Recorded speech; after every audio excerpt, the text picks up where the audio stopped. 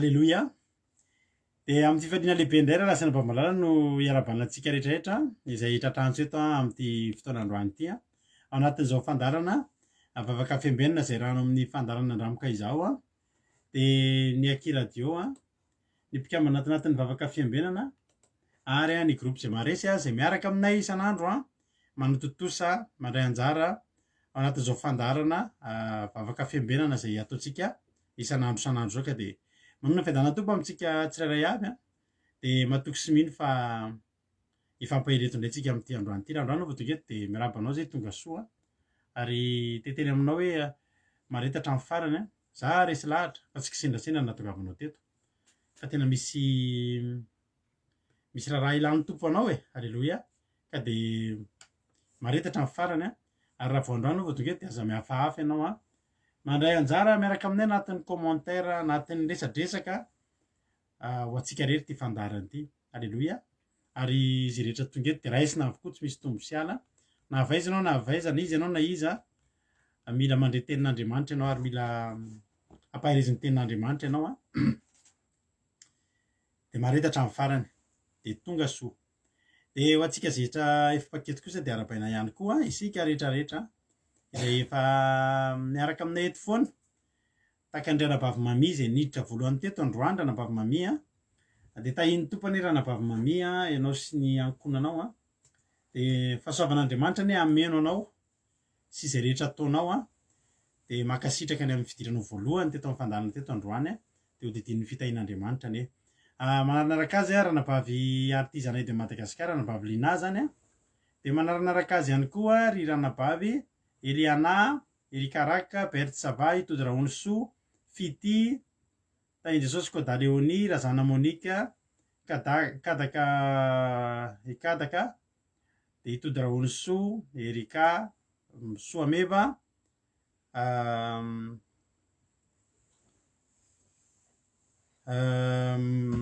Koda Leoni Verselina Naël Rantanirina Marie Charline Ranorosolga Tina Rakotoarzaka Sandola Lantonirina Geneviève Andriamananjara Bert Sava Angela Io Tsiry Amboara Miel Emerov Litina tonga soa LDDH Eteve dia ao ihany koa i Mamsrandry Nambinitso Makrina dia ao ihany koa i Mampionina Mamsrandry fanteneko teo Mama Valtina tonga soa ranabavy Roly Terira Albenja Yama Valray Ritovo alleloia Kode Nela izay rahavaviny Kodany Leoni dia ao ihany koa Yama Tahin Jesosy i kotre kamaradin Jesosy dia tahiny tompo isika tsirairay avy faly mahita anareo ary dia maharetatra amin'ny farany dia fahasoavan'Andriamanitra ny ho amintsika tsirairay avy. Androany moa tsika dia iaraka amin'ny ranabavitsika Lina na artizanay de Madagasikara no hitondra antsika anatin'ny vavaka fanomboana amin'ity androany ity dia nitondratsika anatin'ny famotinana kosa dia Fity famotinana amin'ny teny frantsay tahaka ny mahazatra dia iaraka amintsika eto amin'ny toriteny ranabavitsika Angela io avy any Chine ary vavaka ho an'ny firenena ranabavy Razana Monika amin'ity androany ity ka dia andao aritsika toy dia nanomboka ny fotoana dia tahiny tompo isika tsirairay avy anao ny fitenenana ranabavy Lina ianao nitondra vavaka an'izao fandarantsika izao. Tahiny tompo pastera dia tahiny tompo indray tsika mianakavy tafaraka miaraka manatrika izao vavaka fiambenana izao indray. Dia raisiko fahasoavana ho ahy mandrakariva ary havana malala ny fandraisana anjara amin'izao vavaka iarahantsika manao izao ary dia manasa antsika rehetra hiary vavaka indray. I Jehovah rainay tsara indrindra rainay amin'ny anaran'i Jesosy Kristy ianao dia misaotra anao sy miteranao ary mankalaza anao indray izay Jesosy amin'izao fahasoavana omenao anay izao. Fahasoavana tokoa satria nandritra ny tontolo andronay dia niraisinao an-tanana ny fiainanay. Narovanao tamin'ny loza sy ny rofo rehetra sakananao ny asan'ny satana diavoly sy ny miaramelany. izay tsy mitsahatra mandrakariva no mitady izay fomba rehetra handrebirebena anay Jesosy hanasarahana anay aminao, fa dia misaotra anao fa naneho ny herinao tokoa ianao Jesosy. Izany mbola mahatonga anay eto amin'izao fotoana izao. Mankalaza anao, misaotra anao amin'ny fahasoavana maro tsy tampisaina izay omenao anay andro aman'alina, fa satria tokoa ianao andro aman'alina no miasa ho anay, manome izay fahasoavana rehetra fantatrao fa mahasoa sy mety ho anay. Izany no isaorana ianao Jesosy, ary izany no mahatonga anay eto mbola mankalaza anao ary mideranao. Olombelona tsy tanteraka nefa izay Jesosy, ianao mahalala tsara ny fahalemenay, tsy fahatanterahanay tsiraray avy mifono aminao izay. Fa na ny fiteninay na ny fihetsikay, eo ny fijerinay ny fisainanay, zavatra rehetra izay anim-ponay tsy miloaka Jesosy fantatrao avokoa. Tsisy afaky ny azo afenina aminao na dia kely akory aza. Izany no angatahanay famindrapo avy aminao. Angatahanay mba diovinao, sasanao manontolo ny tenanay amin'ny ranao Jesosy, mba ho afaka avokoa izany tsy fahatanterahana rehetra nataonay izany androany. Manasanao izay fanahy masina, milanao izay satria manana hafatra ambara aminay indray ianao amin'ity andron'io ity Jesosy. Manasa ny fanahy masinao izay hiasa ho anay rehetra rehetra, ho anay rehetra izay nomena anjara amin'izao fotoana izao, mivavaka fanombohana izany ho an'izay mitondra ny toriteny androany, eo koa pastera melabelatra ny toriteny mivavaka ho an'ny firenena. Jesosy, fanahy masinao anao ka hanolo-tsaina anay tsiraray avy, hanolo-tsaina ny rehetra mihitsy, fa milanao izay. Fa marobe ny zavatra tsy hainay, tsy fantatray, tsy takatry ny sainay, hazavao ny sainay fanahy masinao. Indrindra amin'izao fampianarana izay omenao anay amin'ity fotoana ity izao indray dia manasanao izay. Eo koa ireo namanay izay any an-dalana any maniry ho tafahoana soa aminay eto, tantany sy vemben'i Jesosy ny tian'izy ireo. Ary mangataka ihany koa izay raha sitrakao, ny connexion anay izay tsy adinonay mandrakariva mametraka izany eo am-pelantananao, miaraka amin'ny fitaovana rehetra ampiasainay, n'aiza misy anay na eto France izany, na any Madagasikara izany, na any Chine, na any États-Unis. Jesosy, n'aiza dia misy anao avokoa. Raiso an-tanana ny telefonanay tsiraray avy, izay fitaovana rehetra ampiasanay handrenesanay ny teninao. Milanao izay ho herinay sy tokonay amin'ny fiainanay, indrindra amin'izao fiainana efa mihasarotra izao Jesosy. Matoky sy mihinanao izay, ary manantenanao mandrakariva fa eo ianao, ary ianao dia miteny aminay isan'andro manao hoe ny zanako sy ny asan'ny tanako dia aoka ao didiko ihany. Misaotra Jesosy, misaotra mbola mandray anay am-pitiavana, manaiky anay na dia olona tsy mendrika aza izahay. Jesosy malalo, matoky sy mino izay ary fa eto ianao, ary dia miaraka aminay, hanampy anay mba ho takatra indray ny hafatra izay ampitainao aminay amin'ity andron'io ity. Ko dia ho voninahitry ny anaranao masina Jesosy, ary dia amin'ny anaranao mahavonjy nanaovana feno izao vavaka izao. Alleluia. Misaotra Tompo. Amen.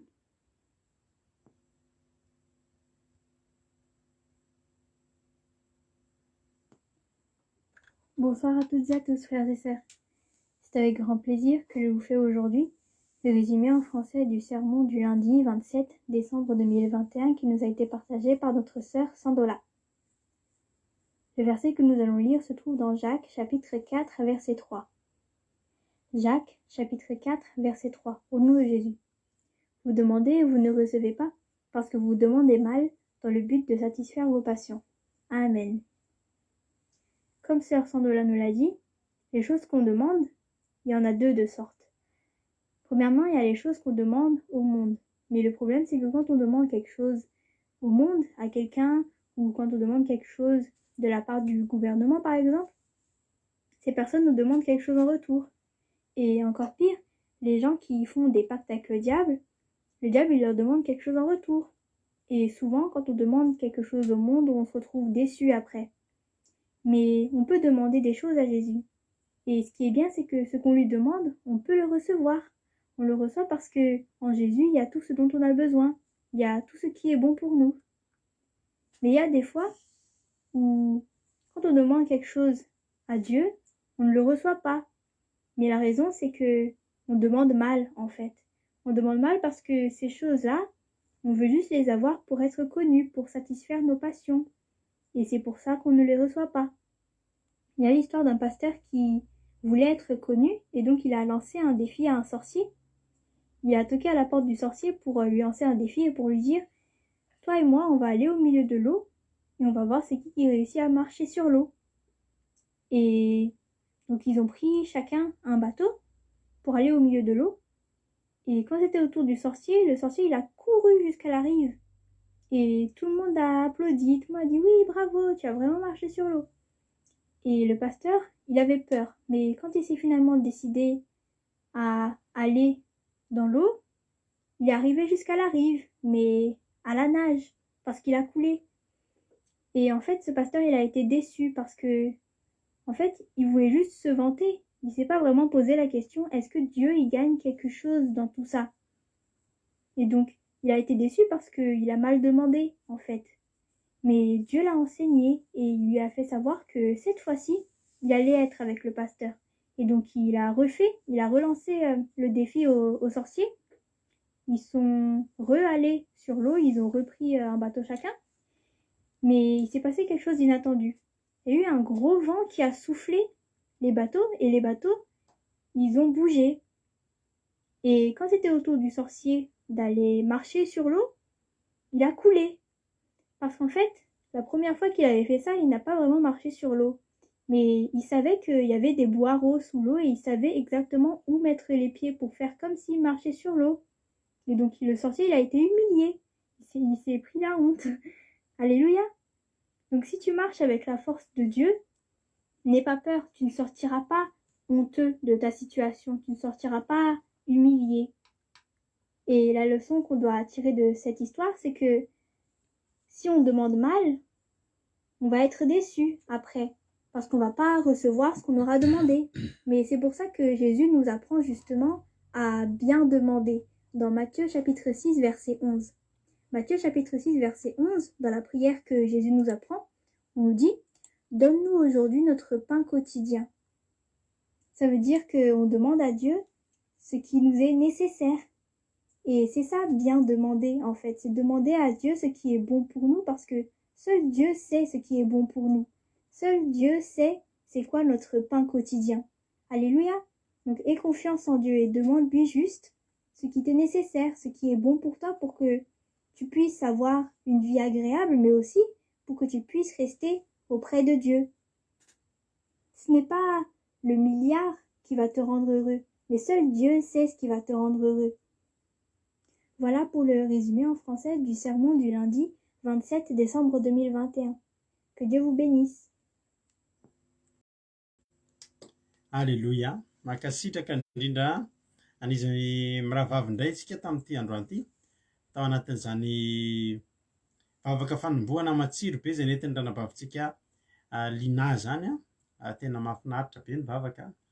Dia mitombohositra mitomboha fa soavana hatrany hatrany dia makasitraka indrindra tamin'ny fandraisana anjara ary Andriamanitra ny hamaly fitianao ranabavy Lina tamin'ny asan'Andriamanitra mahafinaritra izay vitanao teto indray tamin'ity androany ity. Isoratsika koa fety tamin'ny fanaovana famotinana fa ilainay foana. Io zao man'ny koa mila tsara n'izany. Mety misy koa ambadimbadika olona tsy mahazo teny gasy dia mahafantatra inona ny zavatra ataontsika, inona ny resahantsika eto. Hitako hoe misy mpiara-miasa amiko mijerijery antsika eto indraindray. Tsisy ninona azony fa zao efa manomboka azony inona moa ny ataontsika eto dia hotain'Andriamanitra nefa ity mitombositra hatrany ampiasain'Andriamanitra foana ny fity. Alléluia. Dia tahiny tompo ary tsika tsirairay avy miloha hidresika amin'ny ten'Andriamanitra dia raha antsika amin'ny ranabavintsika Angela dia andorotsika hanao hira anankiray. Hanao hira anankiray aloha tsika azadino filazana kely farapitso sika amin'ny 3:00 dia hitondra-bavaka. Tsy hoe ny firenena no entintsika mivavaka amin'ilay fandarantsika rapitso. Eo amin'ny hitondra-bavaka ny firenena foana. Fa hitondra-bavaka ny fianakaviantsika tsirairay avy ireo. Takany tamin'ny heritaona rehefa nandrogatra be ny arety mandringana dia nanao an'izao koa tsika ny vavaka ho an'ny fianakaviantsika. Na ny fianakavianao lavitra na ny fianakavianao akaiky na ny eo ambany tafotranonao na ny eny lavitra any hoentsika mbavaka zany rapitso a mba tsy ho amintsika reto aneny hoe isy indao fahafatesana ny avatsika ka tonga avy eo rapitso amin'ny 3 anaty takariva mahafinaritra miaraka amin'ny tenako nareo rapitso anaty zany fotoam-bavaka toritena kira fampaherezana zany hitorantsika mbavaka ny fianakaviantsika de mba ho takany tamin'ny heritaona nandalo ny aretina fa mbola retosika mbola mifankahita eto indray arovan'Andriamanitra tena arovan'Andriamanitra amin'izany fahafatesana noho ny aretina izany. Mahay reza dolay tsika indrindra andao antsika no antirity de anatin'ny diantsika iomakomana anatin'ny aka-baiboly aka-toerana tsara iomana andray tenin'Andriamanitra meno finaritra ary tahin Jesosy daholo.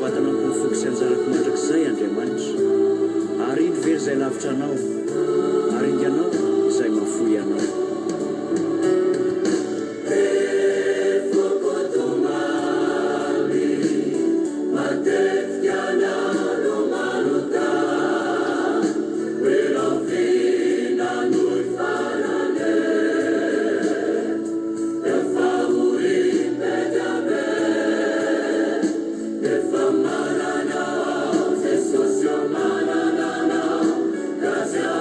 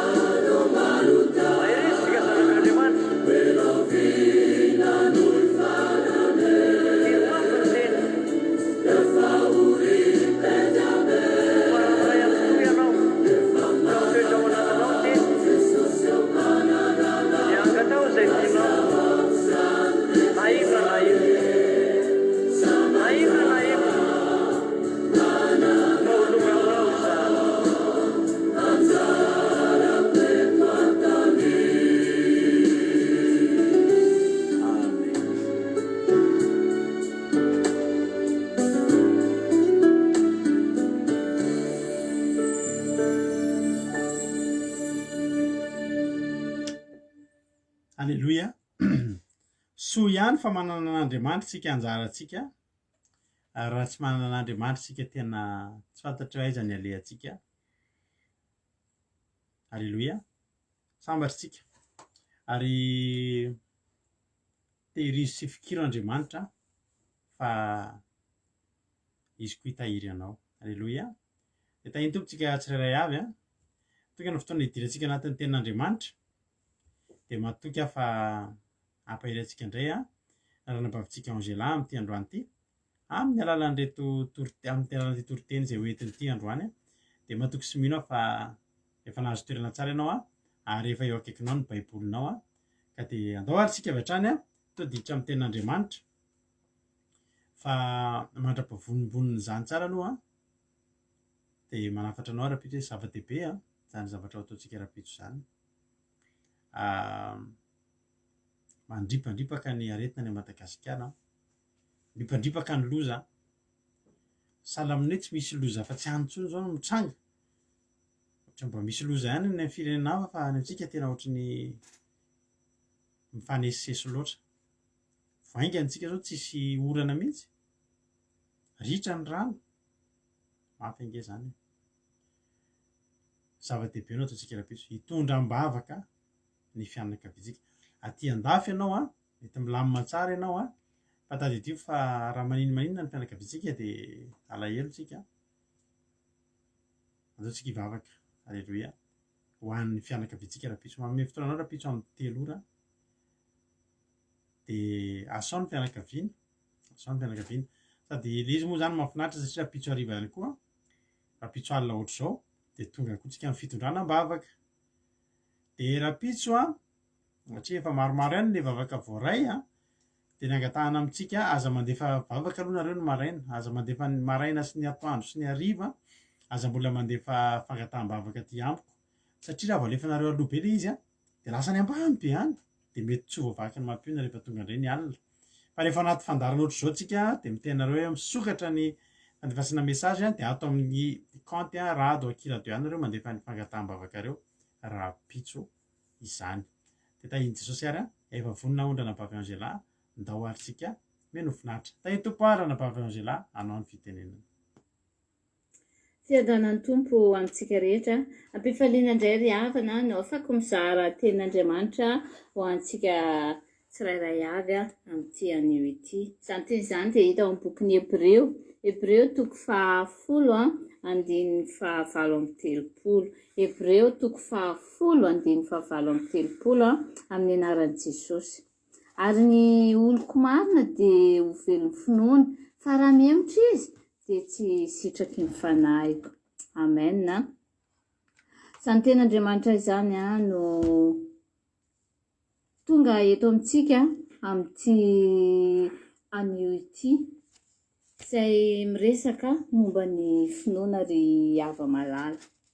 Finoana izay mampatsiahy antsika hatrany fa izy io dia fitaovana anankiray izay entintsika any anatintsika any na apetrak'Andriamanitra ao anatintsika ao io finoana io ry havana.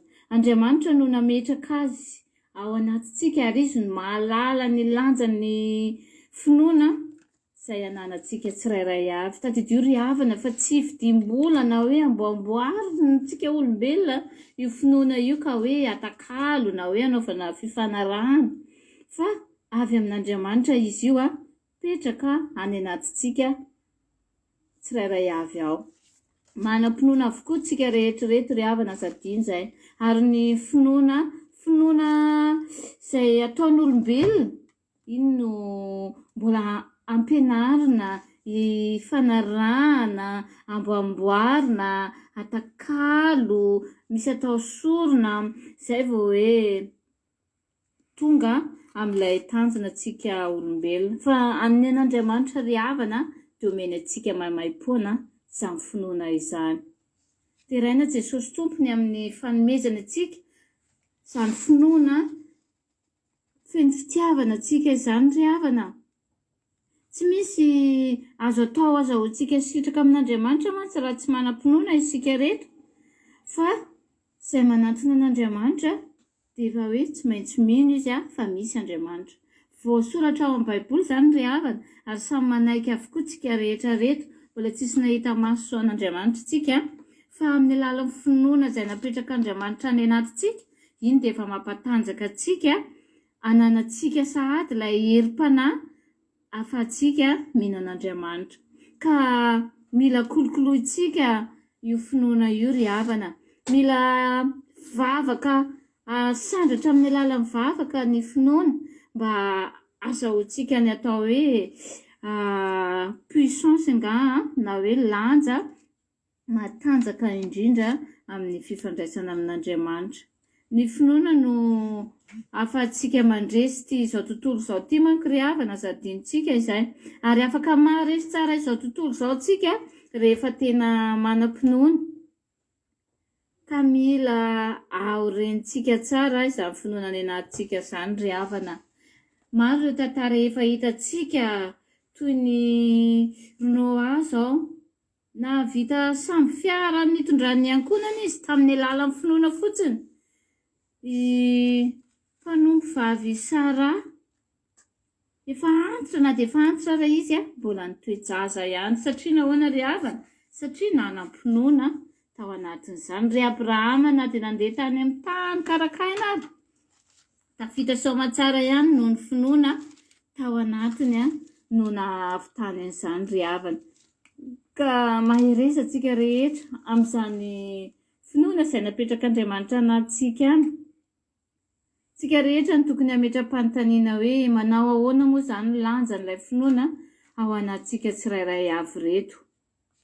Fa itsika mantsy io finoana io dia hoentsika miatrika ny fiainantsika isan'andro isan'andro. Raha jerevantsika ny any am-bokin'i Isaia toko 4:7-20 mivaky toy izao hoe: izao no lazain'ny Tompo izay nanavitra anao sady namola volanao hatrany am-boka. Izao ny Tompo izay manao ny zavatra rehetra, izao rery ihany no manenjana ny lanitra, tenako ihany no mamelatra ny tany. Amen. Izany teny izany ry havana dia mampahery antsika, miteny amintsika fa mbola tany am-boka atsika dia efa n'Andriamanitra. Ary Andriamanitra no nanao ny zavatra rehetra izay momba antsika. Saingy misy didy sy lalàna io zavatra rehetra io ao amin'ny Baiboly ao, fa tsy hoe izay rehetra miseho amin'izao dia avy amin'Andriamanitra daholo. Ka avy amin'Andriamanitra ny finoantsika. Anjarantsika no miaro an'izany finoana ananantsika izany ry havana. Fa fantatsika hoe fiadanana sy fifaliana izay no miaraka amin'ny Tompo ary tena milamina ny anatintsika tsirairay avy any rehefa feno an'izay finoana izay. Kolokolointsika izy io ary tena karakaraintsika isan'andro amin'ny alalan'ny vavaka. Mila teizana toy ny voninkazo amboarina, tondrahana isa-maraina, asiana zezika. Ohatran'izany nanaovana ny finoantsika ry havana. Tsy avelantsika halazo izany fa velomina foana amin'ny alalan'ny hira fiderana sy ny famakiana Baiboly, indrindra ny fandiniana ny tenin'Andriamanitra. Ka izao sy anao ry havana, iza moa tsy te haniry anam-pinoana mitovy amin'ireo olon'Andriamanitra taloha ireo, samy maniry avokoa ngambany raha izao sy anao. Ka dia mankahery antsika hazoto hivavaka ry havana, hivavaka ampinoana antsika mianakavy, indrindra ampiandra ny tenin'Andriamanitra. Arovy ny tenantsika tsirairay avy ry havana, indrindra arovy amin'ny alalan'ny sampy. Any amin'ny bokin'ny Jaona voalohany toko 5:1-20 ahitantsika izany tenin'Andriamanitra izany, mananatra antsika hoe anaka, arovy ny tenanareo amin'ny sampy. Voninahitra dia atolotra ho an'Andriamanitra irery ihany. Alleluia. Amen. Alleluia. Sotra betsaka, mankasitraka. Foy fa mafonja ny tenin'Andriamanitra ranabavy Angela. Ary dia misaotra anao mankasitraka indrindra ny amin'ny fahavitanao indray ny anjaranao tamin'ity androany ity satria zava-dehibe ny fanaovana ny toriteny, zava-dehibe ny fanekenareo handray anjara amin'ny fampaherezana ilay olona izay manaraka antsika eto. ary tena ilainy zany toroteny zany am'izao fotoana zao ny resaka finoana. Ny finoana tenenina eto de tsy inona ny finoanao katolika sa protestant sa andramoka izao sa fa ny finoanao ny fahatokianao ny finoanao an'Andriamanitra. Alleloia. Hoy le ten'Andriamanitra amin'ny Hébreux 10:20 teo hoe tena mahafinaritra be izy ity. Ary ny oloko marina dia ho velon'ny finoana, fa raha mihemotra izy dia tsy sitraky ny fanahiko. Ny oloko marina na ery amin'ilay roa kely dia misy hoe ny marina fotsiny. Zany hoe tiana tenena zany dia ny marina dia ho velon'ny finoana. Fihinana ve zany finoana? Ahoana no maha hoe velona? Mahavelona ny finoana zany. Mahatonga ny olona anankiray velona mandeha joro ny finoana. Nefa inona zany finoana zany? Zany finoana zany zavatra tsy azo tsapahi-tanana. Tsy hoe ny oloko marina dia ho velon'ny mofo, satria mofo tena tena hitanao mihitsy hoe ty hoaniko ty dia mahavelona. Fa finoana zany zavatra tsy hitanao zany. Tsy fantatra inona ny lokon'izany. Tsy azonao tsapaina zany.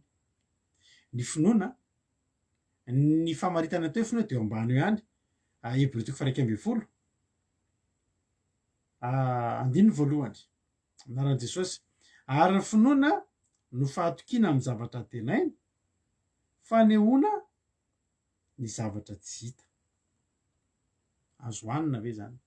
Azo tsapaina ve zany? Ny finoana dia fahatokiana amin'ny zavatra tenaina dia sady fanehoana ny zavatra tsy hita. Zany hoe tsy hitanao zany io, nefa mahavelona. Raha asiana manao ny hoe ataovy amin'ny tableau sarin'ny finoana dia ameko anao ny sary tapaky ny zanakay atao hoe finoana. Fa tsy hainao manao sary an'izany. Tsy hainao no manome fanazavana sy famelabelarana an'izany hoe inona zany atao hoe finoana zany. Fa nefa ny ten'Andriamanitra dia miteny mana hoe ny oloko marina dia ho velon'ny finoana. Mahavelona zany io zavatra io. Tsy hita maso fa mahavelona.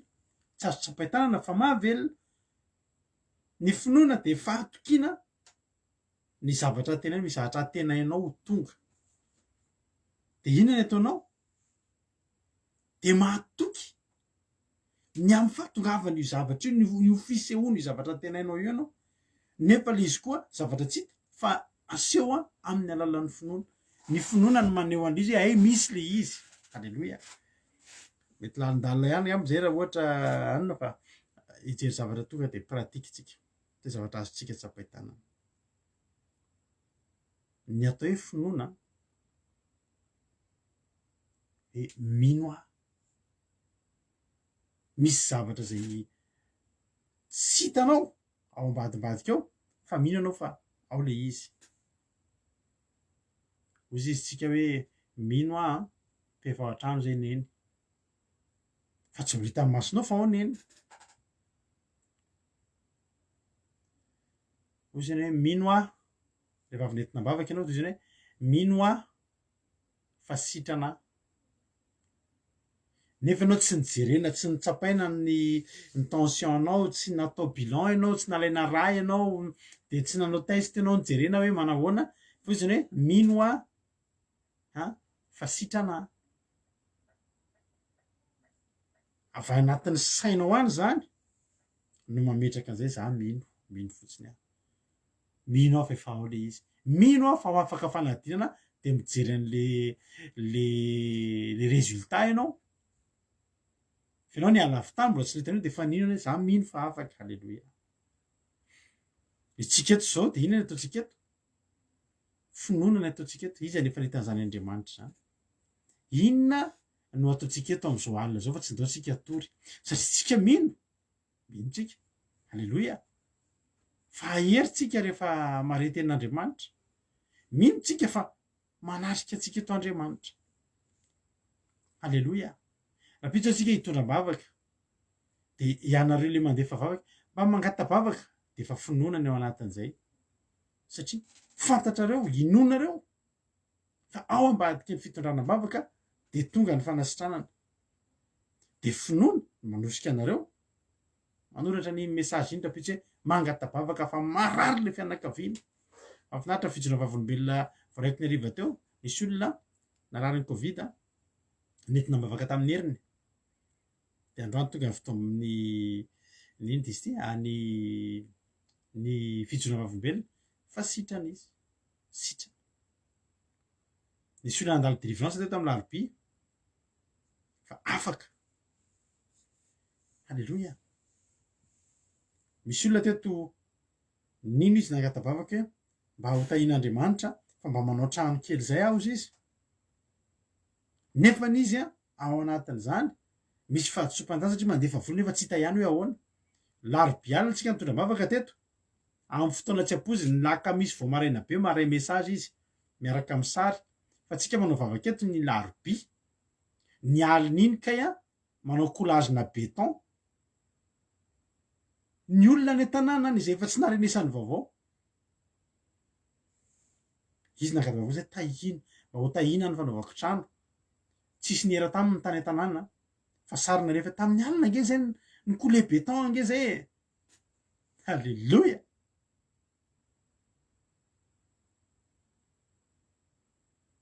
ry havana androany zaraiko aminao mihitsy hoe mahavelona ny finoana hoy ny tena vantry hoe ny oloko marina de velon'ny finoana fa raha mihemotra izy de tsy ho sitraky ny fanahiko satria raha mihemotra zany tsika tsy mandroso amin'ny finoana de tsy ho velona nefa tsy sitrak'Andriamanitra tsika ho faty fa sitrak'Andriamanitra tsika mba ho velona halleloia Jesosy ny tenany amin'ny Matthieu 7:20 any manao hoe na inona angatahanareo dia angatao amin'ny finoana de ho azonareo zany le mangataka eo ihany fa ny mangataka tsy misy finoana de mitovy amin'ny tsy mangataka fa ny mangataka fa miaraka amin'ny finoana de ninona hozy Jesosy de ho azonareo zany ary ny zavatra mahafinaritra Jesosy de tena nitaizatsika nitaiza ny mpianatra mba hanam-pinoana finoana daholo no nitezany Jesosy ny mpianatra mahavariana fa ny amin'ny testamenta taloha tsisy resaka finoana zany tsy jereo tsy mahita zany teny zany hoe finoana ianao any amin'ny testamenta taloha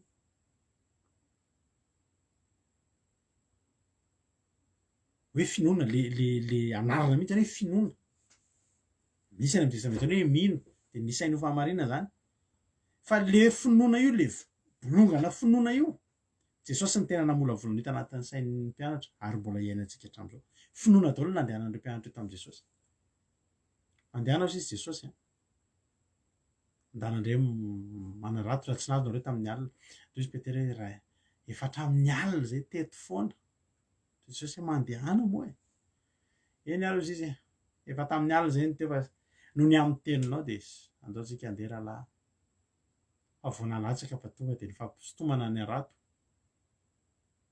finoana ny tezainy Jesosy tamin'ny finoana ary tena tsara ofana tamin'ny resaka finoana ny mpianatra rano very havana ny atao anatin'ny siny de ndanatovozy am'izao iza ny olona samy mandeha miservira rano mangatsika amin'ny olona mandeha fanasana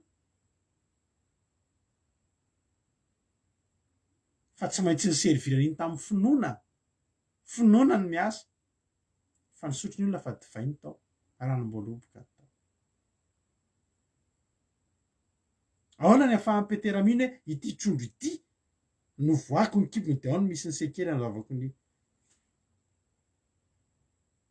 nietrana izy Jesosy finoana mandehana ozy Jesosy avia ty nandeha Petera izy ny afaka andeha ambony rano ny olona nanam-pinoana ihany hoe afaka ny andeha eo ary mpianatra tenen'i Jesosy foana hoe ary kely finoana satria ambany ny tahan'ny finoana ny mpianatra Jesosy nefa manana tanjona mba hahatonga ny finoantsika tena ambony fa raha ambany ny finoantsika de tsy velon'ny finoantsika fa mila manana avo ambony fatra mahery ny finoantsika Tahaka be Petera.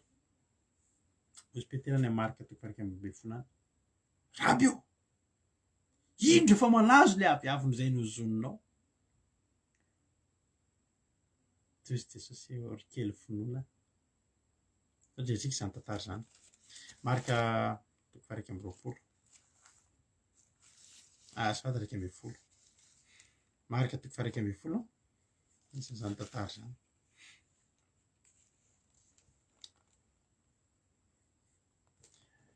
Marika toko faharaiky amby folo andiny faharaiky amby roapolo. Nisy an'ilay aviavy izay nozonin'i Jesosy ilay natsinjo aviavy lavidavitra izy nandravina be dia nanantena be mihitsy Jesosy hoe tena vokintsika androany fa tonga teo raviny fotsiny. Evi-panangeza be zany a. Tsy mahazo manao aviavy raviny fotsiny tsika fa mila misy voany. Alleloia. Tsy mpanompon'Andriamanitra manalonaloka fotsiny amina teny fa mila misy voany. Alleloia. Dia tezitra Jesosy dia hoy izy Jesosy hoe aza misy mihinana amin'ny voa avy aminao tsony mandrakizay. Satria tsy nisy voan'ilay aviavy. Jesosy ny teny fotsiny a, ndresahan'ilay aviavy. Ianao io aza misy mihinana voa avy aminao tsony mandrakizay. Dia gaga ny mpianatra fa mifandona kely. Indreny ianareo miresaka omaly izy resaka tamin'ny tafio-drivotra dia rano izy resaka amin'ny aviavy indray. Io indreny ianareo fa mihetsika. Ozy ny mpianatra fandona kely. Dia ilay manao molotra amin'ny vidrena kely. Inona hono ny ataonao? Resaka amin'ny aviavy fa resaka amin'ny aviavy indray. Jesosy tena ny teny. Tsy nitabatabatsy ny aza misy votsony sady mandehana izy amin'io izy tsy hoe nan'ny ray andro izy ny teo. Ray andro dia manozona ray andro eo sady kapohana ihany ny fototr'ilay ohatran'ny namono sosety taloha dia ilay mamono sosety fa leo sosety ny loka. Raha Jesosy nandalo efa tsy nisy voan'ny intsony sosety tamin'izany fa teto mandalo fotsiny sady miteny. Aza misy voan'ny aza misy mihinana voa avy aminao tsony mandrakizay sady lasa izy nandeha. Ohatra nandalo kely fotsiny izany. Fa izao amin'ny Jesosy izany mandalo kely fotsiny fa ao anatiny misy finoana matanjaka be mihitsy. Fantany fa nihaino azy ny aviavy. Dia nahatonga ny Petera ny teny amin'izay any amin'ny andiny faharoapolo amin'ilay marika toko faharaiky amby folo teo. Ary noho ny maraina dia nandalo izy dia hitany fa nalazo hatramin'ny fakan'ilay aviavy. Ary Petera natsiakanao taminy hoe Rabio! Indro efa malazo ilay aviavy izay nozoninao. Tena henjana kosa izany Raby a. Ary Jesosy namarika anao taminy hoe manana finoana an'Andriamanitra. Raha ianao no miteny omaly ka nanam-pinoana dia nalazo koa io. Fizahako aza ny teny tsy ninonao. Ivenao fa miteniteny fotsiny fa tonga ilay izy nalazo dia taitranao hoe tena nalazo ilay izy. Toy Jesosy hoe manana finoana an'Andriamanitra. Fa ny fanananao finoana an'Andriamanitra tonga ny teny. Manomboka androany manana tenena ampinoana. Mitenena ampinoana. Alleloia. Mitenena ampinoana. Misy zavatra rehefa ataontsika ataovy amin'ny anaran'i Jesosy amin'ny finoana. Alleloia. Fa vitanao io. Mihaino anao io zavatra io. Mihaino anao io fa teny tantaranareo ny fotoana ny tomobiliko sy lety velona. Tena mampafaka Jesosy mampio. Amin'ny anaran'i Jesosy velona. Velona. Nefa efa niantsona mekanisy tsy velona. Satria maninona? Ilay tenitsika narahantsika finoana ary mahavelona ny finoana. Ny oloko marina velona finoana. Tovozy amin'izao izy Jesosy dia ny tovozin'ny olona dia divainy ny sotroina. Hoy Jesosy Petera, za moa maly averinao fa niteniteny fotsiny eo miteniteny am'izao. Za ozy zao zay rehefa miteny de tanteraka satria zao ny teniko mety kely fa ny finoanao anatin'iny ngeza be. Alleloia.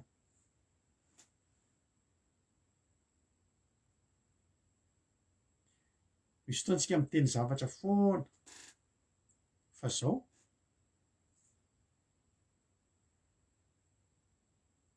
maty foana iny zavatra iny, maty foana le zavatra mba tenentsika, tsy tanteraka, tsy vanina, tsy velona satria maninona?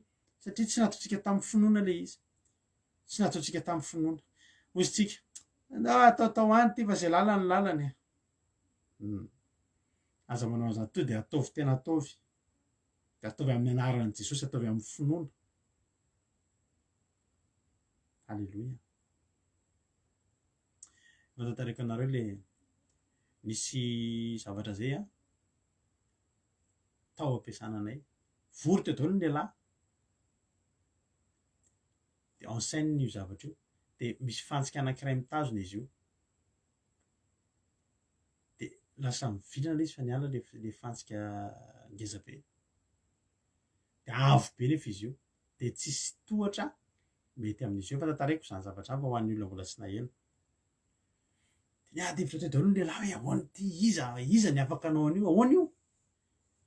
Lasa nitady marito, de nahita marito zay ahako, lavalava ohatr'izay ny tahony, de nitazomiko amin'ny tena fototsy le marito mihitsy le izy. Zany ty stylo ty zany le marito, de tazomiko eto mifotony kely eto, de ndrefesiko an-tsaina hoe raha izy kapohako io de tonga eo mihitsy. Za tsy de olona hoe mahitsy toraka, ary za rehefa mikapoka re mety any amin'tsizy fa zao no nataoko. Le zatra tsy de hoe fifaninanana inona, fa ny azo fotsiny any zavatra nataoko, vory daholo ny olona samy miady hevitra ahoana reny anaovana io, de mitady hevitra. Za hoe Andriamanitra hatramin'ny zavatra kely ohatran'io ataovy miavaka, za manana anao. Naka tohatra anankiray zay de tohatra tsisy an'le tohatra lava be, satria eo amina tohatra zay le izy de sarotra be zany, tokony tsy mila teo fotsiny le escabeau, de ny akalako teo amin'ny farany ambony de asiako nisy nitazona fotsiny, de le izy avo be, zany hoe folona fohy, fa le marito iny fotsiny nalaiko, de ndrefesiko hoe tonga eo ty, de za tsy maintsy mikapoka indray mandeha to de eo am'le fantsika, fa tena tenako amin'ny anaran'i Jesosy tsady ny kapohako to de teo am'le fantsika, to de voakapoka mafy to de koa indray mandeha. Za tonga de iny hoe vita io, vitako. Halleloia. Tena nitehaka ny olona, tehaka ny olona tsy hitan'ny olona rehetra teo le izy. Halleloia. Za tsy nianahana hoe andeha ataoko nefa sady le izy ny tena olona le enseigne, raha voatra hoe le marito tsy any am'le fantsika de simba le to de vaky le zavatra, simba, misy zavatra simba zany. Zay vitako. Halleloia. Nalaiko anaran'i Jesosy, tonga de teo am'le fantsika mihitsy sady tsy maintsy kapohako mafy to de vita. Tena nitehaka ny olona ry havana maro, tena nioraka ny olona. Halleloia. Satria le izy tsy nataoko foana fa nataoko tamin'ny finoana hoe mety io. Halleloia. Mety io. Azagagy ianao, mahaizy ianao manomboka androany mitenena amin'ny zavatra. Ny teninao io raha ataonao amin'ny finoana na aviavy aza miheno anao. Jesosy niteny Lazarosy nivoa tamin'ny finoana zany, fa ny faty tonga de naheno azy, maty tonga de nitsangana naheno azy. Halleloia. Ry havako malala. Hoy Jesosy manampy an'io andininy faharoa telo amby roapolo tsika zao, lazaiko aminareo marina tokoa fa nazovy nilaza amin'ity tendrombohitra ty hoe mifindra ka mianjerana ny ranomasina ka tsy hanahana ao am-pony izy, fa iny fa ho tonga ny zavatra lazainy de ho azony zany.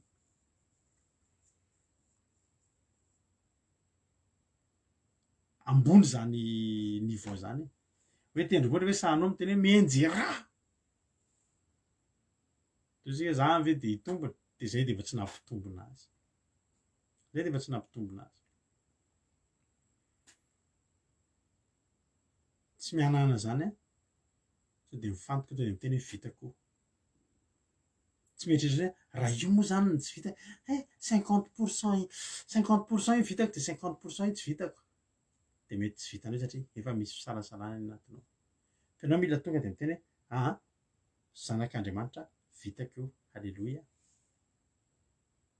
amen. Ny oloko marina de velon'ny finoana. Misy zazavavy efa maty tao amin'ny baiboly any amin'ny marka 5. Aitsika tsara zany tantara zany akaikikaiky eo marka 5 de narary ny zanaka vavin'ny Jairo.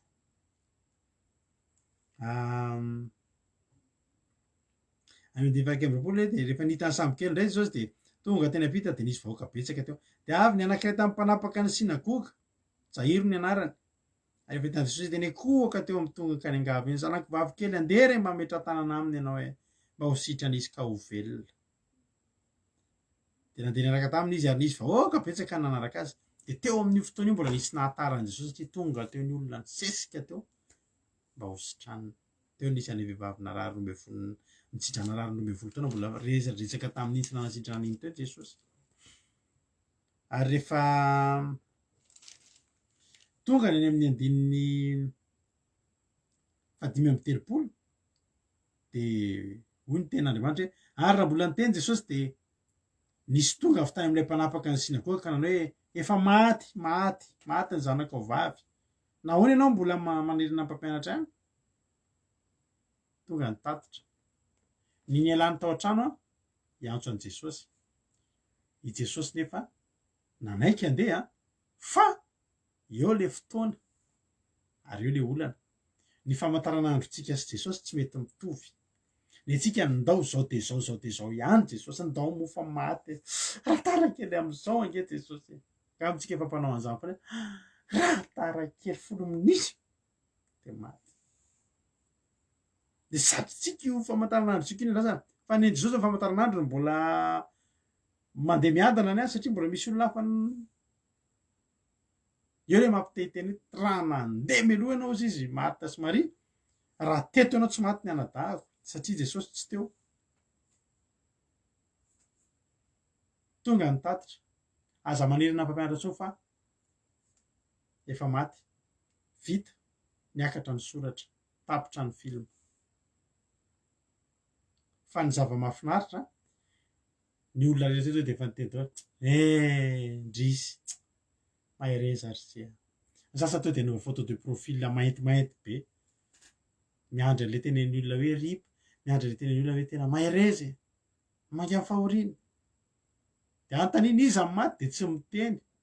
Rehefa mba misy ohatr'ireny tsy atsiatra ty rehefa mba misy fahoriana ry havana ka misy hoe mba ataonao le maintimainty be iny le izy de sady mba teneny ihany hoe indrisy lasa ny reniko na indrisy fa misy olona manao an'iny photo de profil maintimainty iny fa antaniny efa olona 50 manontany fa misy ino iza no maty tsisy valiny de anerin'ny olona miteny mahay reza avy eny efa ny amin'ny farany efa 2 andro ny havan'ny namako ny bebean'ny havan'ny namako efa nanova photo de profil ataony olona teka maty le vehivavy le zazavavy. Ity misy endrika finoana anankiray, halleloia, 5:30 fa tsy nahoan'i Jesosy zany teny nataony zany. Zany ny atao hoe finoana. Ny olona efa miteny hoe maty, inona ny endrika finoana teny amin'i Jesosy? Tsy nahoany zany. Ohatrany tsy nenony. Maty le fitantaran'ny olona amin'ny izy ndray le mitomany be. Mahay reza ianao fa tena maty ho aho. Tsy te hamendry fendranao fa mafy kosa aloha toerana misy anao maty tena tsisy raisina le zanako hitanao hoe ohatr'izany. Izy ndray no tonga de manavesatra ny fahorian'le olona. Tena maty ho aho. De aiza ny alehanao maty nge ho azy zanako ao. Fa ny Jesosy de zao no tenenina. Tsy niteny izy, tsy nahoany zany, nataony ohatrany tsisy. Mety teo amin'i Jesosy misy olona, Jesosy maty nge. Tsy nahoany Jesosy. Todika ato hoe maty nahoan'i Jesosy. Tsy nahoan'i Jesosy. Zany a ny finoanan'i Jesosy tsika zany. Tonga mitatitra tena nahita maso. Efa nahita maso, nitsapaina ny fony, jerena ny rehetrarehetra, jerena ny fofinainy, tsisy tsony. Zay vao niazakazaka andeha plaza fa tsy hoe olona mbola velona no tenenay maty. Azonao? Aza manoatra le tadidinareo tadabeanay le efa nahirina ohatr'izao maso fa mbola niratra, mbola tsy maty. Aza maika ny anirina an'le maso. Tadabeanay olona niakatra amin'ny maso mbola niheritrehitra ao na moa zany amin'ny hôpitaly tamin'izany. Fa tsy dia io le mieritrehitra pero tadabe. Mbola ozy tadabe tsy maty fa velona. Ka teto a ny olona tena efa tena maty niazakazaka izy. Aza manahirana an' Jesosy tsony fa efa vita. Oman'ny fandevenana, rovinana atao ahoana hitondrantsika ny fandevenana, aizana le izy aby misorata anaty ferapara sy ny sisa. Fa Jesosy, ny endriky ny finoan'i Jesosy dia izao. Tsy ahoako izany. Fa tsy nahoan'i Jesosy izany. Ary hoy Jesosy hoe fa tsy nahoan'i Jesosy izany teny nataony izany, fa hoy izy tamin'ny mpanapaka ny sinagoga. Aza io ny anona fa za enona. Halleloia. Aza io ny anona fa za enona. Ary zao no teniko aminao, aza matahotra mino fotsiny ihany. Aza matahotra mino fotsiny ihany.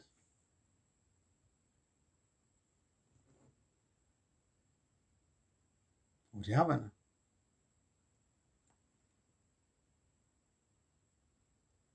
Ny zavatra hitranga eto izao misy fahafatesana eto. Ilana inona? Ilana fahamelomana. Inona zany ny ilaina eto raha le voalaza tamin'ny Hébreux 10:38 teo? Ny oloko marina dia ho velon'ny finoana.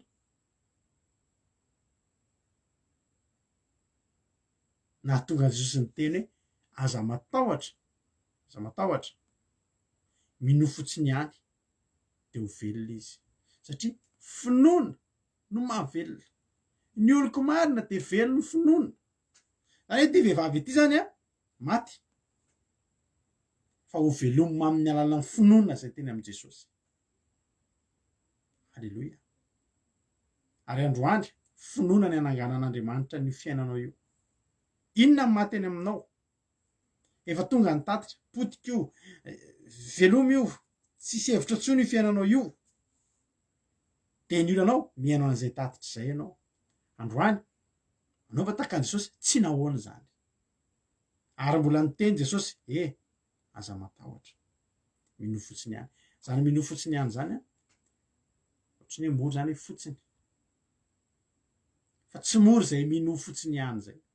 Nefa koa misy ny fotoana tonga eo amin'izay fotoana izay tsika tsy hafahana manao afa-tsy izay sisa. Tsy misy afa-tsy izay.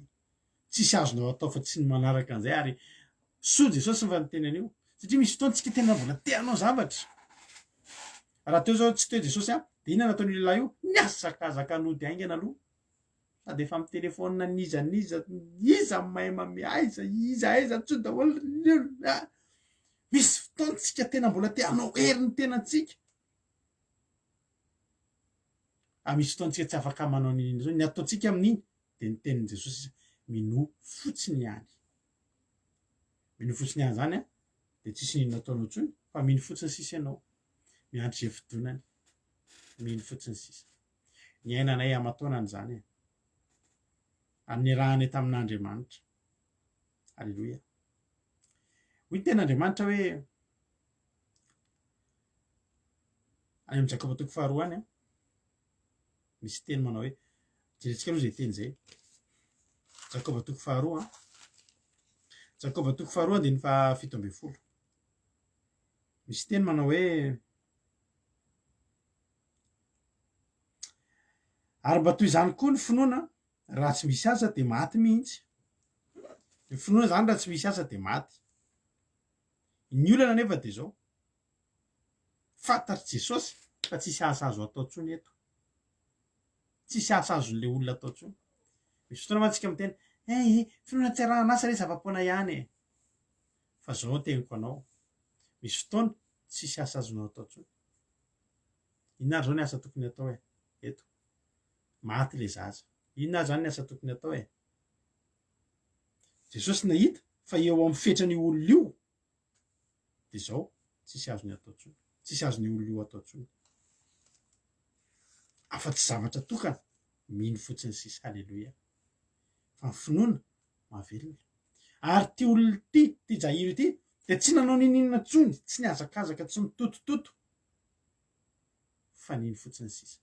Aza matahotra mino fotsiny ihany, fa asa ny atao anatin'izany mino fotsiny ihany zany. Tena miasa ianao anatin'izany, mibanjina an'Andriamanitra, mitady an'Andriamanitra, miaino an'Andriamanitra, mifikitra amin'Andriamanitra. Finoana zany. Tsy nisaraka tamin'i Jesosy mandrapaha-tonga tany an-tranony a, satria mino fotsiny ihany de lasa tany amin'ny bara. Ke hoe mino fotsiny ihany tsy maty zany iny e. Fa nataony, ny asa nataony tao anatin'izany de ny nifikitra tamin'i Jesosy, tsy namelan'i Jesosy. Manana finoana, fikiro Andriamanitra, aza miala eo amin'Andriamanitra, mibanjina azy. Inona zavatra nitranga? Sitrana, tonga tany. Zao ny tenenin' Jesosy, talita kumi, zany hoe raha dika de ry zazavavy ho iaho aminao, miarena. De niarina raha zazavavy. Jesosy tsy maty io fa matory e, meny olona. Am' Jesosy io velony ny finoana io. Nino an' Jesosy ny dadany, dadany io zazavavy io nino. Rehefa teny Jesosy hoe aza matahotra, na te mangovotra azy hoe tsy hanan-janaka intsony.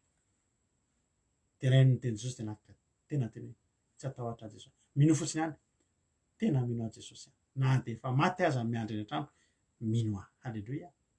Tonga tany, ny finoana no navelona io, finoana tao am' Jesosy, finoana tao amin'ny dadany, rehefa neno ny feo an' Jesosy no nampisitrana, nampitsangana an'io vehivavy io. Halleloia.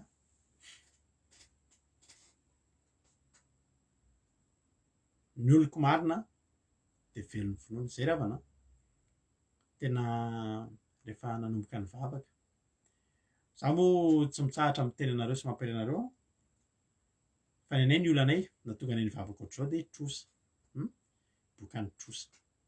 Ary raisinao fotsiny anareo reo mantsy be dia be aminareo misy fotoana amin'ny teny tambavaka fa tena anan'olona trosa. De zao ny teneninareo, sady efa ampiroron'le olona mihitsy fa tena inona ny azo atao e. De za tsy taitra tsy mirarahan'ny problemanareo le mampitenanareo hoe kalma fotsiny fa tsy manino zany hoe toy vavaka, satria zao ny ainako zany. Ny anay ny olona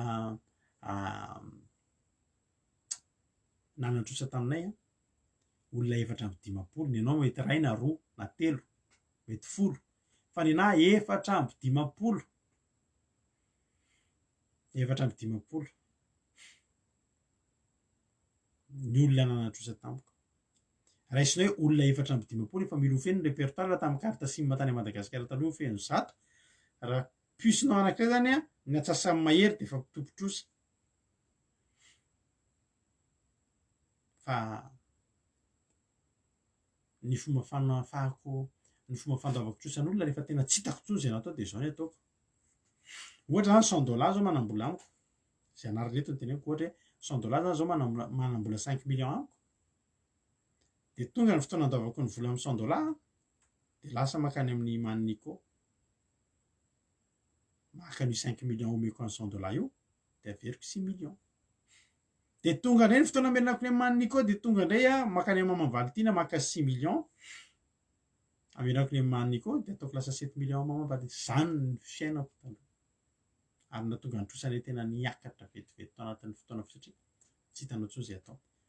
Efa nanomboka ny vavaka ohatran'izao vavaka tsika zao fa tsy le mivavaka taloha.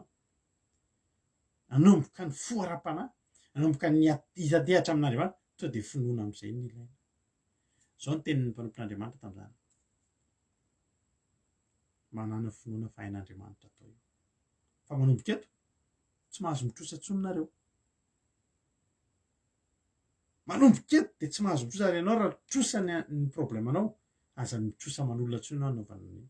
Raha miaraka aminay ianao raha mifampireto tsika de za tena miteny anao andro hoe tsika mbavaka io fa aza mitrosatsony fahin'andriamanitra io irona tsara nitain'andriamanitra ny fiainanay nanomboka teo tsy mahazo mitrosatsony andriamanitra tsy trosa zany ny mahan'andriamanitra ny trosanao azonao zany fa rehefa ho afahan'andriamanitra ianao manana finoana fa ny oloko marina velon'ny finoana nanomboka teo tonga de tsy nahazo ny trosatsony zany hoe tsy mahazo mandainga atsony hatram'izay anao mandainga aiza ny volako tena ho avy mihitsy fa alao mba amin'ny zoma amin'ny zoma misy volan-drasana tsisy volan-drasana zany ny olona itadiavany ny ary mbola voatediavina tamin'izany fa manomboka eo teneno amin'izay ny olona tsy mahazo mandainga atsony mandainganainga manao hoe misy volan-drasana matsy inona ny volan-drasana fa teneno hoe tsy misy lozy zany nomboka maza mandainga zany tsony fa manomboka eo andeha amin'ny finoana zay amin'izany ozy ianao tsisy ininona tsony ny trano tamin'izany lasa ny mpampanjana bola ny tomobila lasa ny tompotrosa taholy tsisy ininona tsony zay ngeravana tena teneniko anao fa tena ianao zakivy zany ianao raha mandalo ady fa zay mivady reto ngeravana ka ny angady tena tsy zero fa mihiby ny trano lasa ny olona efa lasa to efa tsisy ininona andavana nefa ianao mbola nanan'olona olona efatra amby dimapolo manatrosa aminao fa iaingaiza inona ny ainganay tsy nisy finoana sisa hoe anafaka andriamanitra fa tamin'izany de tena hoe tena matory ianao amin'ny ala de mieritreritra hoe andriamanitra mety possible aveo asiana vola be milatsaka tampoka eto anatin'ny alina reo satria zay mihitsy zay finoana daholo anatin'ny finoana daholo zany inona ary ny azo anomezantsinanay amin'izany matory de mieritreritra hoe fa manonofo vola fotsiny satria manomboka ny vavaka amen tomporazao mba misy vola be tsy de amina miliara milatsaka de ny atsasaka miliara ny miliara mba andoavana trosa miliara mba hanesy mampionina amen zany finoana tsy nanana natory miaraka amin'ny finoana mifo miaraka amin'ny finoana matahotra ary mandresany hoe aza matahotra io minofotsiny ihany tsy mora io fa nanomboka teo olona efatra amby dimapolo atrehanao amin'ny finoana maneno ny telefona korotana daholo manomboka ny amin'ny lohanao miara-vibra amin'le telefona anatin'ny fono rehetrarehetra malemy ohatra nahazo an'i Davida mihitsy fa de zao valio amin'ny finoana halleloia valio amin'ny finoana fa ny oloko marina velon'ny finoana efa mivavaka nareo zao halleloia ianao io efa mivavaka ianao zao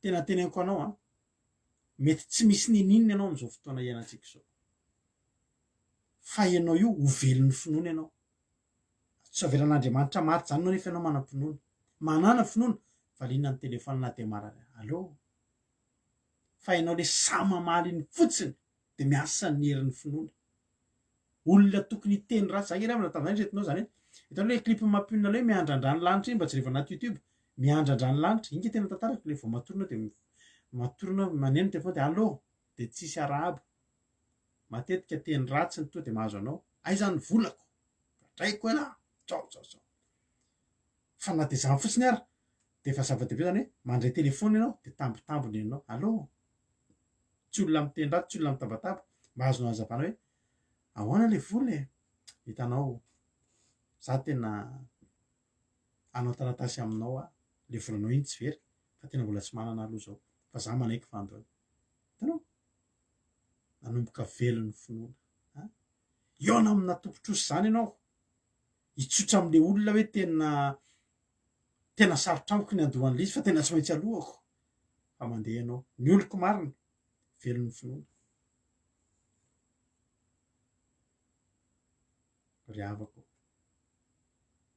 ary ny zava-mahafinaritra ianao rehefa mandeha amin'ny finoana zany veloleny foana ianao misy lalana ameloman'andriamanitra anao foana mandeha ianao fa tena hoe misy lalana misy zany tadidiko misy olona nanam-bola taminay de ny fetran'io olona io raha farany volana juin ozy tamin'izany raha farany volana juin tsy alohanareo tena taritiny ao daholo zao problème rehetrarehetra hitanao tokantranoko podika ny tokantranoko zavatra vola anaovanay an'izao tambesatra eo aminao mihitsy n'le izy fin juin fa ianao de zao fotsiny ny oloko marina velony finoana mandeha amin'ny finoana fotsiny tsy fantatrao aiza tsy fantatrao nge hoe inone aiza ahoana ny aman'Andriamanitra nyity fiainany ity fa zao fotsiny aza matahotra mino fotsiny ihany miara mandeha amin'Andriamanitra ianao fin juin fetrany zany olo zany faty tadidiko izy 23 juin sokafan'Andriamanitra io lanitra io tamin'izany nanomboka mivavaka zay volana mars avril mai juin miaina tamin'ny finoana ny lasansy andehananay mivoaka finoana ny afahanay mitsangana mandeha finoana mandeha ohatr'izao tena mandeha amin'ny finoana ianao sisa raha misy mifatana mandeha gazy misy mandeha courant fa zay tena mandeha courage tamin'izany fitambarany tena hoe tena mandeha finoana amin'ny finoana fa nisokatra io lanitra amin'ny fomba tsy takatry ny saina zay tsy nieritreretinao mihitsy hoe isy ve zao zavatra zao fa satria naniny nanaiky ny ino ny oloko marina velony finoana misy rahalahy zay tamin'izany zay mbola tsy nanao zao fandarana zao hoe anarana fandarana zao fa tamin'izany zay mbola mampahery olona fotsiny eo Facebook eo de mba manao toritoriteny kely eo de misy olona teny mba hita mbavaka de nambavaka ny olona anankiray ampikandraisina tanana io io de mipetraka eto andafy de tsy manana taratasy izy mbola tsy manana taratasy mbola miady mavy ampikanentina mbavaka nampianarina hoe zao tsy manana fa tsy finoana ianao andehanana eto amin'ity andafy ity finoana nampianarina volavolaina anam-pinoana fa zany olo zany tena noho ny finoana velona tsy mety izy zany hoe misy an'izany fotoana izy tsy miasa de tampotampoka izy misy asa tampo mifanena amina miainga fotsiny izy de manam-pinoana fotsiny sokatra foana ry havana misy zavatra misokatra ho azy zany foana hoe tonga eto amin'ny fataperana zavatra ray tapotra eo iny fa mitohy misy zavatra fa mitohy misokatra mitohy foana ny fiainany misy fotoana izy voaroaka teto andafy zay mampiry azy lesontsika de zao manam-pinoana tsy kivy voalohany aza mody zany aloha mafy ny any Madagasikara nampahirezina courage ianao zao ny ataotsika nambavaka manana finoana fa tena teneniko anao ry havana zany olo zany efa tonga hatraminy hoe rehefa hainao mantsy rehefa hoe tsisy taratasy de mahazo taratasy zay anao afandroananao ka tsy vitanao ny manohatra an'iny de misy fotoana rehefa tonga am'le dingana ambonimbony de efa esorina eny aminao ny passeportnao de efa mandeha manao présence obligatoire ny ampitandro filaminana anao de efa nidikan'izay efa miomakomana ianao miomakomana ny ody fa natonga tamin'izany tanjo zany zany rahalahy zany tena nyteneninay manana finoana ny oloko marina velony finoana manana finoana fa tsy manary anao eo Andriamanitra io raha Andriamanitra miteny hoe tsy mody ianao tsy mody na miteny anao daholo hoe mody ny olona rehetra fa teneniko anao fa velony finoana zany olo zany tsy tafody malaky tena efa manana taratasy zany olo zany efa milamina ny fiainana inona ny tao anatiny finoana tsy nety nanary ny finoana de efa mandeha mivezivezy eny ampitandro filaminana manao présence eny efa mananontany na ny fitondrananao eny ambony avion tamin'izany raha vao tratran'izany ianao haitsika tsara zany fa ny fanjakana nanao an'izany fizina n'inona mitazona ny finoana ny oloko marina velony finoana ary de tsy nety tapitra teo anoloana zany lalana takany eo misy mandroso fotsiny izy de misy tsy antsana aneo fa misy tany maniry foana eo de avy ny tongony za miteny anao androany misy tsy ady lalovanao io tsy vitan'ny herinao tsony io fa vitan'ny finoanao ny finoana de azonao atao tsara ny mino ny finoana tsy mila hery fa mila fatokiny tsy mila force hoe za ty atao mpandrina ka ahoana ary ny ananako finoana za nge kely ena kely ianao kely ena io mihitsy ataovy anatin'ny sainao hoe Jesosy za mino. Aleloia. Tonga ny tatitra ianao nge ohatr' zao hoe io aretinao io tsy sitrana de teneny hoe tsy ahoako zany hoe fa ny Jesosy efa maty ny zanakavaviny Jairo hoy Jesosy tsy ahoako zany, tsy marina zany. Ny marina hoy Jesosy de zao tsy maty raha zazavavy fa matory. Ny finoana de fahatokiana amin'ny zavatra tenaina de fanehoana ny zavatra tsy hita. Mizatra tenainao io. Aleloia. De mifatohy ianao amin'izay. De mana-tena any zavatra tenainao io. Zay ny finoana. Fa miaraka amin'Andriamanitra io fa tsy hoe minimino foana. Aleloia. De hitanao ry havako malalako fa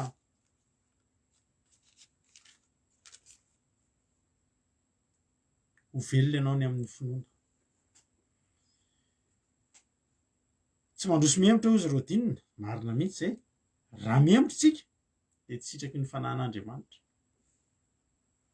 Misy olona eto mety efa tena tsy hita intsony zay atao izy ianao efa tena mikatona daholo ny lanitra. Efa mikatona daholo ny lalana mantsy azafady. Efa midy ny lalana. Ny lalanao mety fa Andriamanitra tsy mbola nanary anao. Andriamanitra tsy mbola niteny fa tsy ombanao. Androany za tena teteny amintsika rehetra hoe isika rehetrarehetra ity amin'ity fiainantsika ity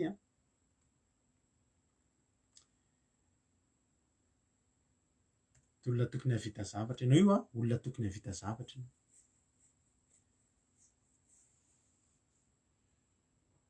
Fa ny tsy havitanao zavatra ny finoana ampiriminao. De maty daholo ny zavatra tokony ataonao.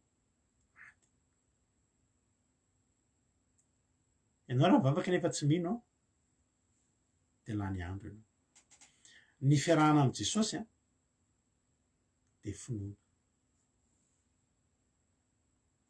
Mandrosoa de mandrosoa.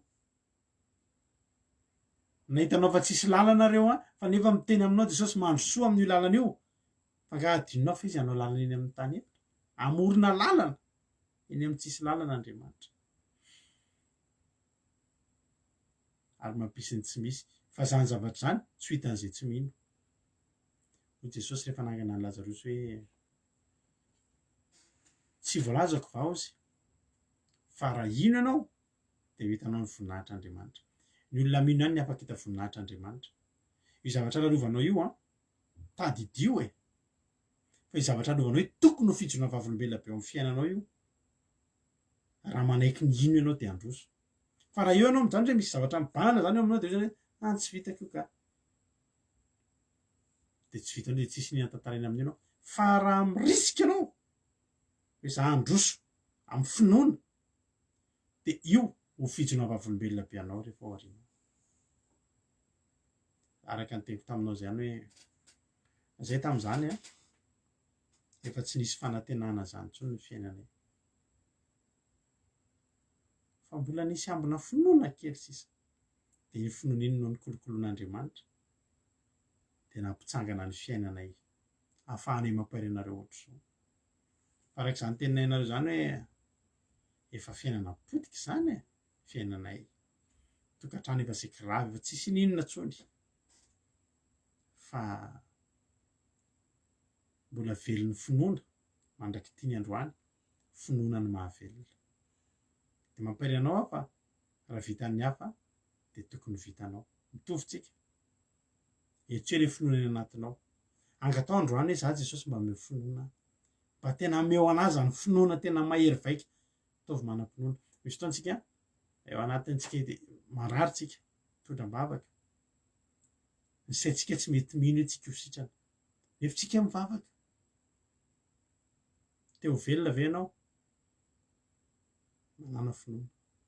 Fa finoana no mahavelona ny fiainantsika.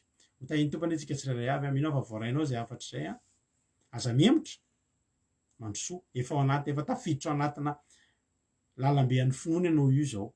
Ianao miaraka aminay eto io lava io efa mandeha amin'ny lalambean'ny finoana ianao. Efa tafiditra ao anatiny ianao de aza mihemitra intsony. Eo anoloanao misy fandresena ngezabe. eo anoloanao misy fahavelomana, ny anetsika andreo de fonoana any anatinao, aza matahotra mino fotsiny ihany. Vitanao io, vitanao io, resinao io aretin'io, resinao io olana io, tsy maintsy azonao io asy io, tsy maintsy misokatra io fiainanao io, azonao io taratasy io. Alleloia, tazomy ny finoana fa ny finoana avelanao. Tetotsika terite mba me finoana marisika Andriamanitra. Ivavantsika nazany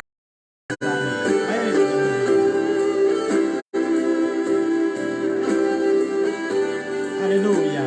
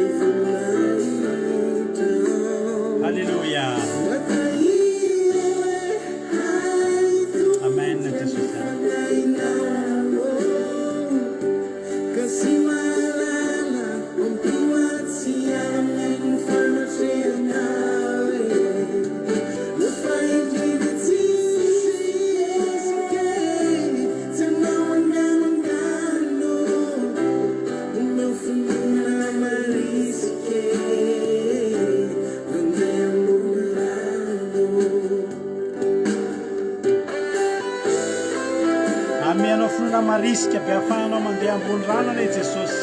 Alleluia. Meteza anao a ho velon'ny finoana.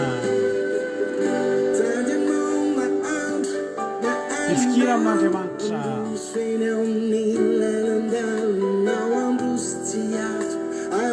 Manana fifandraisana amin'Andriamanitra dia manekeny teniny. Alleluia.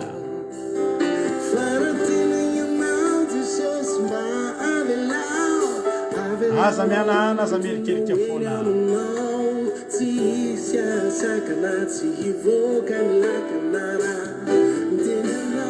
Voany lakany ianao dia mandeha any ambony rano. Fa vitanao io, vitatsika io, tsika manam-pinoana. Halleluia.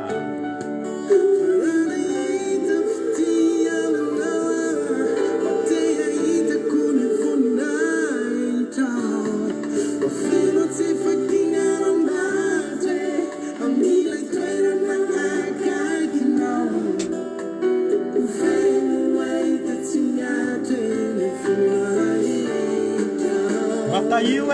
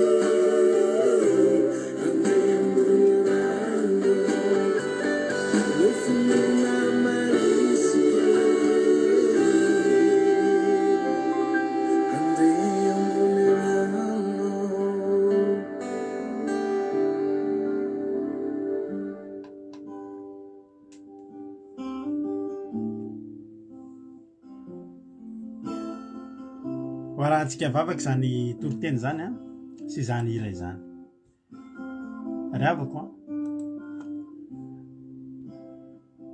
tokony ho velon'ny finoana ianao ary tokony ho tafita ianao. Alleluia. Tokony ho tafitanao io adinao io, tokony ho tafitanao io fanadinana zay atrehanao io. Halleluia. Tokony ho tafitanao io finoana sy isam-piakarana. Eo amin'ilay fotoana tsy avitanao ninina zao, tsy afahanao maninona intsony. Tonga eo amin'ilay tenen'i Jesosy sisy ianao aza matahotra dia mino fotsiny ihany, mino sisa ny azonao atao. Nefa tadidio fa ny finoanao io mihitsy koa ny avelona anao. Halleluia. Ny finoanao io ny avelona anao. Maneke ino. Za androany tena te-hiteny anao mihitsy hoe mieritrereta mihitsy ianao ny zavatra ngeza be tsy mety afaka io, io zavatra ngeza be tsy ninonao io. Dia tena teneny mihitsy androany, resao io. Resao taka le sary Jesosy tamin'ilay aviavy. Ary amin'ny finoana fahazamiana any. Fa ianao dia olona tena tokony ho velon'ny finoana ianao.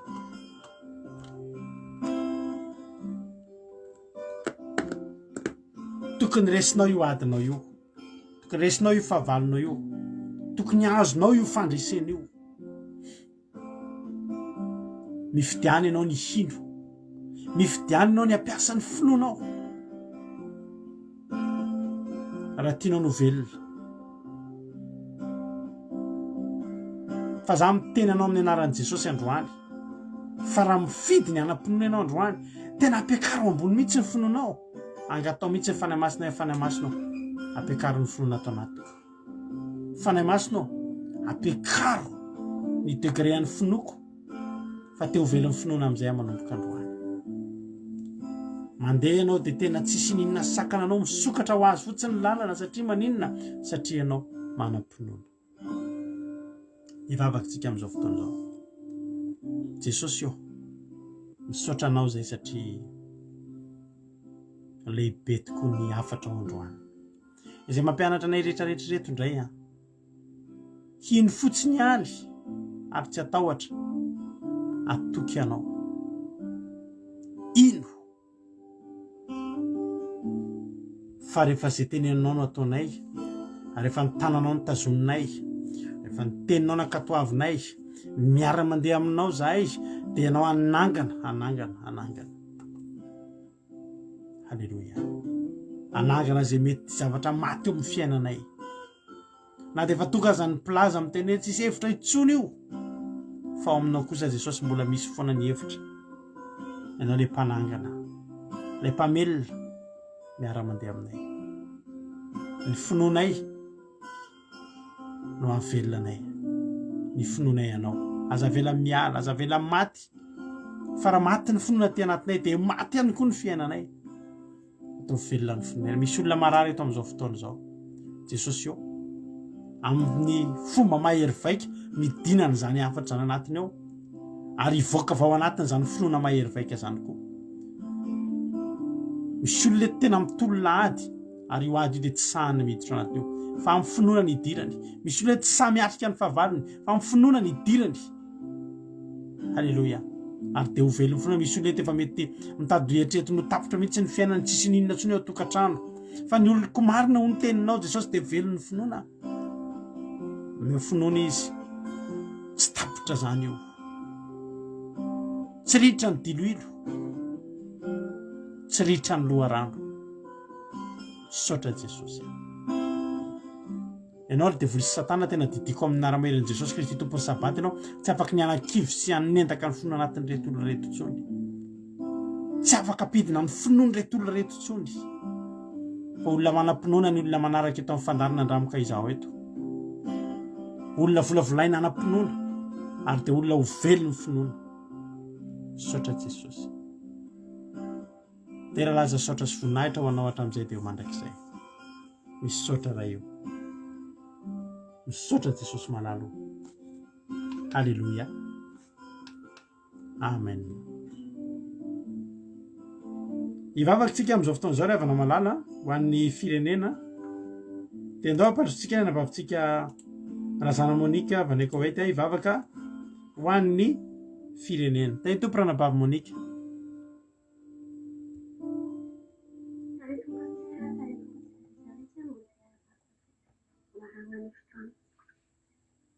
Andriamantsara tsara indrindra misaotranao zahay. Misaotranao zahay satria raha tandeha fahasalamana fotoana androany. Mankasitraka tompo amin'ny fanatrianao, misaotranao zahay fa namasinga natsika ity. Misaotranao zahay Jesosy. Tamin'ny telo izy nampitondranao ny mpanomponao androany. Telo misy zavatra tianao amboary aminay, mampivozy zahateny izany tonga teto androany. Mankasitraka, misaotranao. Ino toko azy Jesosy any mitombo ny finoana izay ao anatinay. Raha manana finoana zahay ny zavatra izay tianay, amin'ny finoana mpivavahana Jesosy dia ho azo mety tanteraka ny fiainana izany.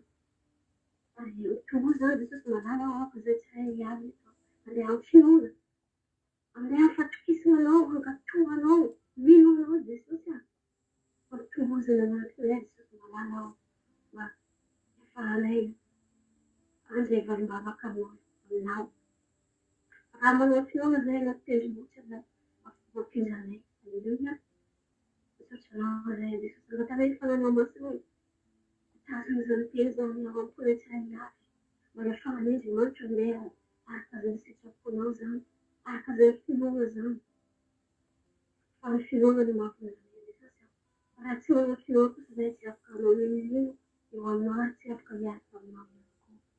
Misaotranao zahay Jesosy.